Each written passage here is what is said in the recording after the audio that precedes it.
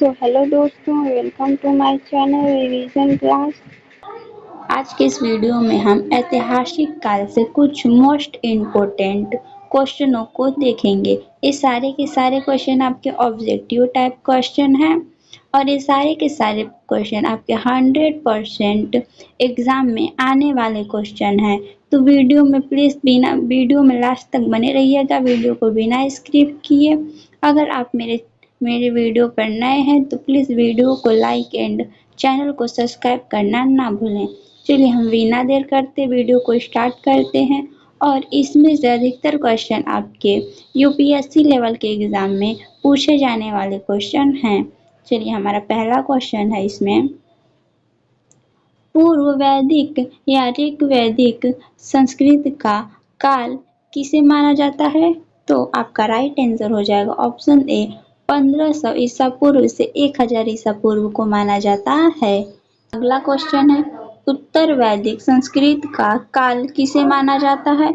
आपका right answer हो जाएगा ऑप्शन बी 1000 ईसा पूर्व से 600 ईसा पूर्व को माना जाता है। चलिए हमारा अगला क्वेश्चन है, इनमें से किस फसल का ज्ञान वैदिक काल के लिए लोगों को नहीं था? तो आपका राइट आंसर हो जाएगा ऑप्शन डी तंबाकू का ज्ञान वैदिक काल के लोगों को नहीं था। चलिए हमारा अगला क्वेश्चन है, और इसी तरह हमने प्राग ऐतिहासिक काल और आर्य ऐतिहासिक काल को पढ़ा चुके हैं। अगर आप वो वीडियो नहीं देखे हैं तो मेरे चैनल पर जाकर वो वीडियो देख लीजिएगा। चलिए हमारा अगला क्वेश्चन है, वेदों की संख्या कितनी है? तो आपका राइट आंसर हो जाएगा ऑप्शन सी वेदों की संख्या 4 है। चलिए हमारा अगला क्वेश्चन है, हमारा, किस देवता के लिए ऋग्वेद में ऊर्ध्व शब्द का प्रयोग हुआ है? तो आपका राइट आंसर हो जाएगा ऑप्शन ए इंद्रदेव के लिए ऊर्ध्व शब्द का प्रयोग हुआ है। चलिए हमारा अगला क्वेश्चन है, भारतीय संगीत का आदि ग्रंथ कहा जाता है? तो आपका राइट आंसर हो जाएगा ऑप्शन डी सामवेद को कहा जाता है। चलिए हमारा अगला क्वेश्चन है, ऋग्वेद में कुल कितने मंडल हैं? तो आपका राइट आंसर हो जाएगा ऑप्शन ए 10 मंडल हैं। चलिए हमारा अगला क्वेश्चन है, ऋग्वेद में सबसे महत्वपूर्ण तथा पवित्र नदी मानी जाती है? तो आपका राइट आंसर हो जाएगा ऑप्शन ए सरस्वती नदी को मानी जाती है। चलिए हमारा अगला क्वेश्चन है, गोत्र व्यवस्था प्रचलन में कब आई? तो आपका राइट आंसर हो जाएगा ऑप्शन बी उत्तर वैदिक काल में आई। चलिए हमारा अगला क्वेश्चन है, वैदिक युग में यव कहा जाता है? तो आपका राइट आंसर हो जाएगा ऑप्शन बी जौ को यव कहा जाता है। जौ को यव कहा जाता था, है नहीं कहा जाता था। व्रीहि शब्द किसके लिए प्रयुक्त हुआ है? तो आपका राइट आंसर हो जाएगा ऑप्शन ए चावल के लिए प्रयुक्त हुआ है। चलिए हमारा अगला क्वेश्चन है, प्राचीनतम पुराण है? तो आपका राइट आंसर हो जाएगा ऑप्शन ए मत्स्य पुराण है, जो कि प्राचीनतम पुराण है। हमारा अगला क्वेश्चन है, ऋग्वैदिक काल के सबसे प्रधान देवता कौन थे? तो आपका राइट आंसर हो जाएगा ऑप्शन बी इंद्रदेव थे, जो कि ऋग्वैदिक काल के सबसे प्रधान देवता थे। हमारा अगला क्वेश्चन हो जाएगा, उत्तर वैदिक काल में किस देवता को सर्वोच्च स्थान प्राप्त था? तो आपका राइट आंसर हो जाएगा ऑप्शन सी प्रजापति देवता को सबसे उच्च स्थान प्राप्त था। चलिए हमारा अगला क्वेश्चन है, निम्न में से किसे भारतीय परमाणुवाद का जनक कहा जाता है? तो आपका राइट आंसर हो जाएगा ऑप्शन सी कर्णाद को भारतीय परमाणुवाद का जनक कहा जाता है। तो हमारा अगला क्वेश्चन है, ऋग्वेद कब से संयुक्त है? तो आपका राइट आंसर हो जाएगा ऑप्शन सी 1028 से संयुक्त है। चलिए हमारा अगला क्वेश्चन है, गायत्री मंत्र की रचना किसने की थी? तो गायत्री मंत्र की रचना आपका राइट आंसर हो जाएगा ऑप्शन बी विश्वामित्र ने की थी। विश्वामित्र ने गायत्री मंत्र की रचना की थी। चलिए हमारा अगला क्वेश्चन है, आर्यों का प्रिय पशु कौन सा था? तो आपका राइट आंसर हो जाएगा ऑप्शन ए घोड़ा था। चलिए हमारा अगला क्वेश्चन है, आर्यों की सभ्यता कैसी थी? तो आपका राइट आंसर हो जाएगा ऑप्शन ए ग्रामीण सभ्यता आर्यों की सभ्यता थी। चलिए हमारा अगला क्वेश्चन है, उपनिषदों की संख्या कितनी थी? उपनिषदों की संख्या कितनी थी? तो आपका राइट आंसर हो जाएगा ऑप्शन ए 108 थी। चलिए हमारा अगला क्वेश्चन है, तो हमारा अगला क्वेश्चन है, सुमिलित कीजिए। यहाँ पर मिलान करने के लिए दिया हुआ है, तो इसमें आपका राइट आंसर हो जाएगा, इसमें पहला ऑप्शन ए हो जाएगा। चलिए पहले का इसमें हो जाएगा आपका तीसरा, और ए का हो जाएगा आपका तीसरा, और बी का आपका हो जाएगा पहला, और सी का आपका हो जाएगा दूसरा, और डी का हो जाएगा आपका चौथा। इसमें अथर्ववेद का संबंध जो है वो औषधियों से संबंधित है, और ऋग्वेद का जो संबंध है आपका ईश्वर और महिमा से संबंधित है, और यजुर्वेद का जो आपका संबंध है वो बलिदान विधि से संबंधित है, और सामवेद का है जो वो संगीत से संबंधित है। चलिए हमारा अगला क्वेश्चन है, तो हमारा अगला क्वेश्चन है, उपनिषद काल के राजा शवपति शासक थे? तो आपका राइट आंसर हो जाएगा ऑप्शन बी कैकेय के शासक थे। चलिए हमारा अगला क्वेश्चन है, निम्नलिखित में से वैदिक साहित्य का सही क्रम कौन सा है? तो आपका राइट आंसर हो जाएगा ऑप्शन ए वैदिक संहिता, ब्राह्मण, अर्वणक और उपनिषद है। सॉरी, आर्यवर्णक और उपनिषद है। चलिए, तो हमारा अगला क्वेश्चन है, आरंभिक वैदिक साहित्य में सर्वाधिक वर्णित नदी है? तो आपका राइट आंसर हो जाएगा ऑप्शन ए सिंधु नदी है। चलिए हमारा अगला क्वेश्चन है, वैदिक नदी अश्विनी की पहचान निम्नांकित नदियों में से किस एक के साथ की जाती है? तो आपका राइट आंसर हो जाएगा ऑप्शन सी चेनाबा नदी से की जाती है। चलिए हमारा अगला क्वेश्चन है, ऋग्वेद में निम्नलिखित किन नदियों का उल्लेखन अफगानिस्तान के साथ आर्यों के संबंध का सूचक है? तो आपका राइट आंसर हो जाएगा ऑप्शन सी कुंभा और क्रमु नदी, जो कि आर्यों के संबंध का सूची है। अफगानिस्तान के साथ आर्यों के संबंध की सूची है। चलिए हमारा अगला क्वेश्चन है, गोपथ ब्राह्मण संबंधित है? तो गोपथ ब्राह्मण आपका राइट आंसर हो जाएगा ऑप्शन सी अर्थवेद से संबंधित है। चलिए हमारा अगला क्वेश्चन है, ऋग्वेद का कौन सा मंडल पूर्णतः सोम को समर्पित है? तो आपका राइट आंसर हो जाएगा ऑप्शन सी 9 मंडल, जो कि सोम को समर्पित है।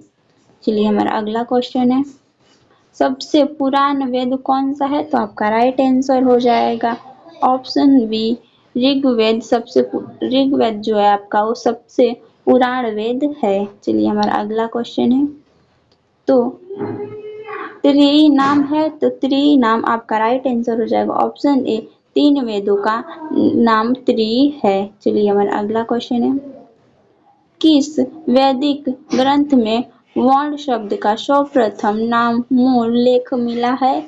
आपका राइट आंसर हो जाएगा ऑप्शन ए ऋग्वैदिक में आपका जो है वर्ण शब्द का सर्वप्रथम नामों उल्लेख मिला है। चलिए हमारा अगला क्वेश्चन है, सूची 1 को सूची 2 से सुमेलित कीजिए तथा निम्न दिए गए कूट से सही उत्तर चुनिए। तो यहाँ पर आपका सूची 1 और यहाँ पर आपका सूची 2 दिया हुआ है। चलिए हम मिलान करते हैं, तो आपका ऋग्वेद का हो जाएगा एत रे हो जाएगा, फिर आपका सामवेद का जो हो जाएगा सामवेद का पंचविश हो जाएगा, और आपका अथर्ववेद का हो जाएगा गोपथ, और यजुर्वेद का आपका हो जाएगा शतपथ। चलिए हम इसका राइट आंसर देखते हैं, तो इसका आपका राइट आंसर हो जाएगा आपका राइट आंसर हो जाएगा, पहले का हमने तीसरा मिलाया था। आपका राइट आंसर हो जाएगा ऑप्शन सी जो है आपका राइट आंसर हो जाएगा। चलिए हमारा अगला क्वेश्चन है। तो हमारा अगला क्वेश्चन है आर्य शब्द इंगित करता है तो आपका राइट आंसर हो जाएगा ऑप्शन डी श्रेष्ठ वंश को करता है। चलिए हमारा अगला क्वेश्चन है और ये क्वेश्चन आपकी यूपी पीसीएस के एग्जाम में पूछा गया हुआ क्वेश्चन है। चलिए हमारा अगला क्वेश्चन है वर्ण व्यवस्था से संबंधित पुरुष संयुक्त मूलतः पाया जाता है तो आपका राइट आंसर हो जाएगा ऑप्शन सी ऋग्वेद में पाया जाता है। चलिए हमारा अगला क्वेश्चन है यज्ञ संबंधित विधि विधानों का पता चलता है तो आपका राइट आंसर हो जाएगा ऑप्शन डी यजुर्वेद में यज्ञ संबंधित विधि विधानों का पता चलता है। चलिए हमारा अगला क्वेश्चन है वैदिक देव मंडलम में निम्न में से कौन देवता युद्ध का देवता माना जाता है तो आपका राइट आंसर हो जाएगा ऑप्शन बी इंद्रदेव को युद्ध का देवता माना जाता है। चलिए हमारा अगला क्वेश्चन है निम्नलिखित में से किसका संकलन ऋग्वेद पर आधारित है तो आपका राइट आंसर हो जाएगा ऑप्शन बी सामवेद का संकलन जो है वो ऋग्वेद पर आधारित है। चलिए हमारा अगला क्वेश्चन है ऋग्वेद को कब शुरू किया गया था तो आपका राइट आंसर हो जाएगा ऑप्शन ए 1028 ईस्वी को ऋग्वेद का चाय हुआ था यानी कि शुरुआत हुआ था। चलिए अगला क्वेश्चन है हमारा सूची 1 को सूची 2 से सम्मिलित कीजिए नीचे दिए गए कूट से सही उत्तर चुनिए। तो ये आपका सूची 1 दिया हुआ यहाँ पर आपका सूची 2 है।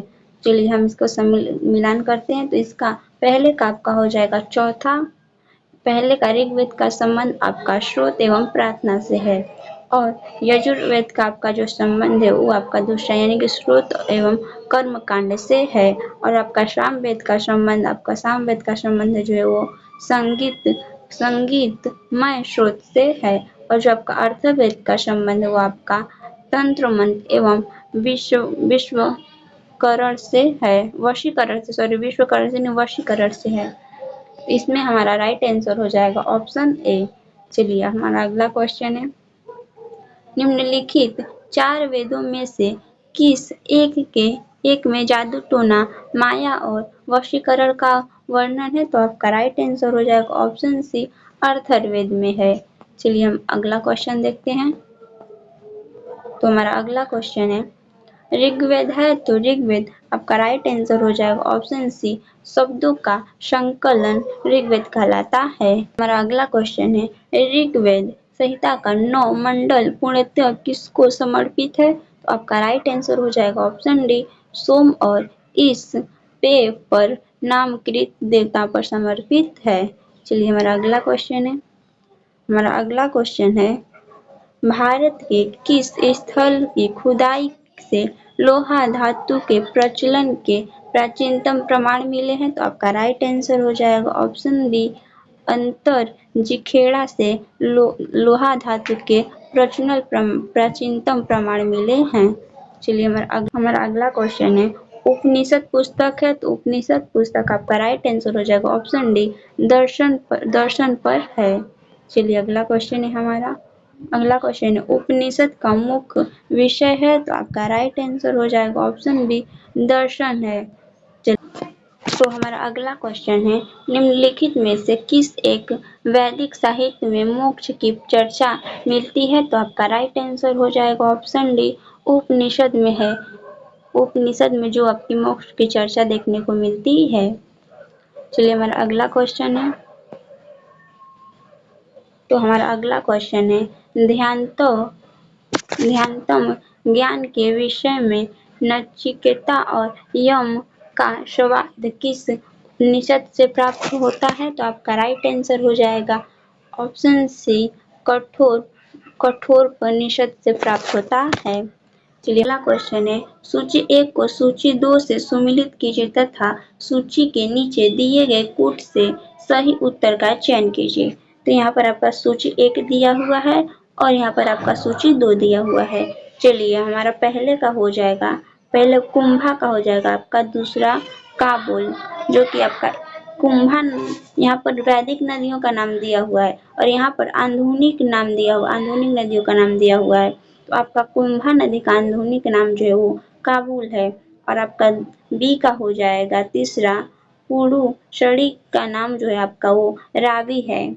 चलिए आपका सी का हो जाएगा पहला, सदा नीरा का जो नाम है वो आपका गंडक नदी हो गया है। और आपके चौथे का चौथा ही हो जाएगा, सुतुद्री का नाम जो आपका सतलज नदी पड़ गया है। चलिए हमारा इसमें राइट आंसर हो जाएगा ऑप्शन बी। चलिए हमारा अगला क्वेश्चन है। तो हमारा अगला क्वेश्चन है, निम्नलिखित में से कौन सी प्रथा चतुर्थ वेदोक्त काल में प्रचलित हुई? तो आपका राइट आंसर हो जाएगा ऑप्शन सी। ऑप्शन सी ब्रह्मचर्य और गृहस्थाश्रम और हो जाएगा वानप्रस्थ और संन्यास, जो कि आपकी चतुर्थ वेदोपरांत काल में प्रचलित हुई थी। चलिए हमारा अगला क्वेश्चन है, ऋग्वेद काल में जनता निम्न में से मुख्यतया किसमें विश्वास करती थी? तो आपका राइट आंसर हो जाएगा ऑप्शन डी, बलि एवं कर्मकांड पर विश्वास करती थी। चलिए हमारा अगला क्वेश्चन है, 14वीं सदी ईस्वी पूर्व का एक अभिलेख जिसमें वैदिक देवताओं का वर्णन है प्राप्त हुआ है। तो आपका राइट कहाँ से प्राप्त हुआ है? तो आपका राइट आंसर हो जाएगा ऑप्शन बी, बोगज कोई से प्राप्त हुआ है। चलिए हमारा अगला क्वेश्चन है, प्रसिद्ध 10 राजाओं का युद्ध किस नदी के तट पर लड़ा गया था? तो आपका राइट आंसर हो जाएगा ऑप्शन डी, परुशड़ी नदी पर आपका जो है वो 10 प्रसिद्ध राजाओं का युद्ध लड़ा गया था। चलिए हमारा अगला क्वेश्चन है, बोगज कोई महत्वपूर्ण है क्योंकि बोगज कोई महत्वपूर्ण है, इसका आपका राइट आंसर हो जाएगा ऑप्शन डी, क्योंकि यहाँ से प्राप्त अभिलेख में वैदिक देवताओं एवं देवियों का नामोल्लेख प्राप्त होता है। चलिए हमारा अगला क्वेश्चन है, तो हमारा अगला क्वेश्चन है, निम्नलिखित अभिलेखों में से कौन सा ईरान से भारत में आर्यों के आने की सूचना देता है? तो आपका राइट आंसर हो जाएगा ऑप्शन सी, बोगाज कोई का अभिलेख जो है वो ईरान से भारत में आर्यों के आगमन का सूची देता है। चलिए हमारा अगला क्वेश्चन है, तो हमारा अगला क्वेश्चन है, शतपथ ब्राह्मण में उल्लेखित राजा विदेंग माधव से संबंधित ऋषि थे? तो आपका राइट आंसर हो जाएगा ऑप्शन डी, ऋषि गौतम रहुगढ़ थे। चलिए हमारा अगला क्वेश्चन है, गोत्र शब्द का प्रयोग सर्वप्रथम हुआ था? तो आपका राइट आंसर हो जाएगा ऑप्शन बी, ऋग्वेद में हुआ था। चलिए हमारा अगला क्वेश्चन है, पूर्ण वैदिक आर्यों का धर्म प्रमुखतः था? तो आपका राइट आंसर हो जाएगा ऑप्शन सी, प्राकृतिक पूजा और यज्ञ से संबंधित था। चलिए हमारा अगला क्वेश्चन है, ऋग्वैदिक धर्म था? तो आपका राइट आंसर हो जाएगा ऑप्शन ए, बहुदेववादी धर्म था। तो हमारा अगला क्वेश्चन है, ऋग्वेद काल में जनता निम्न में से मुख्यतया किसमें विश्वास करती थी? तो आपका राइट आंसर हो जाएगा ऑप्शन डी, बलि एवं कर्मकांड पर विश्वास करती थी। चलिए हमारा अगला क्वेश्चन है, गायत्री मंत्र किस पुस्तक में मिलता है? तो आपका राइट आंसर हो जाएगा ऑप्शन सी, ऋग्वेद पुस्तक से मिलता है। चलिए हमारा अगला क्वेश्चन है, तो हमारा अगला क्वेश्चन है, गायत्री मंत्र के नाम से प्रसिद्ध मंत्र सर्वप्रथम किस ग्रंथ में मिलता है? तो आपका राइट आंसर हो जाएगा ऑप्शन सी, ये भी आपका ऋग्वेद में ही मिलता है। चलिए हमारा अगला क्वेश्चन है, तो हमारा अगला क्वेश्चन है, प्राचीन काल में आर्यों के जीविकोपार्जन का मुख्य साधन क्या था? तो आपका राइट आंसर हो जाएगा ऑप्शन बी, शिकार था, जो कि उनके जीवनोपार्जन का मुख्य स्रोत था। जीवन यापन का उनका मुख्य स्रोत था, उसी को हम पार्जन भी कहते हैं। तो हमारा अगला क्वेश्चन है, निम्न में से किस नदी को ऋग्वेद में माते तमा, देवी तमा एवं नदी तमा संबोधित किया गया था? तो आपका राइट आंसर हो जाएगा ऑप्शन बी, सरस्वती नदी को। चलिए हमारा अगला क्वेश्चन है, ऋग्वेद में उल्लेखित यव शब्द किस कृषि उत्पादन हेतु प्रयुक्त किया गया है? तो आपका राइट आंसर हो जाएगा ऑप्शन ए, जौ के लिए प्रयुक्त किया गया है। चलिए हमारा अगला क्वेश्चन है, तो हमारा अगला क्वेश्चन है, उस जनजाति का नाम बतलाइए जो ऋग्वैदिक आर्यों के पंचजन से संबंधित है। तो आपका राइट आंसर हो जाएगा ऑप्शन डी, कीकट का संबंध जो है वो पंचजन से है। चलिए अगला क्वेश्चन है हमारा, वैदिक युग में प्रचलित लोकप्रिय शासक प्रणाली थी? तो आपका राइट आंसर हो जाएगा ऑप्शन डी, वंश परंपरागत राजतंत्र। चलिए हमारा अगला क्वेश्चन है, वैदिक युगीन सभा है? तो वैदिक युगीन सभा आपका राइट आंसर हो जाएगा ऑप्शन सी, मंत्री परिषद की सभा थी। हमारा अगला क्वेश्चन है, तो हमारा अगला क्वेश्चन है,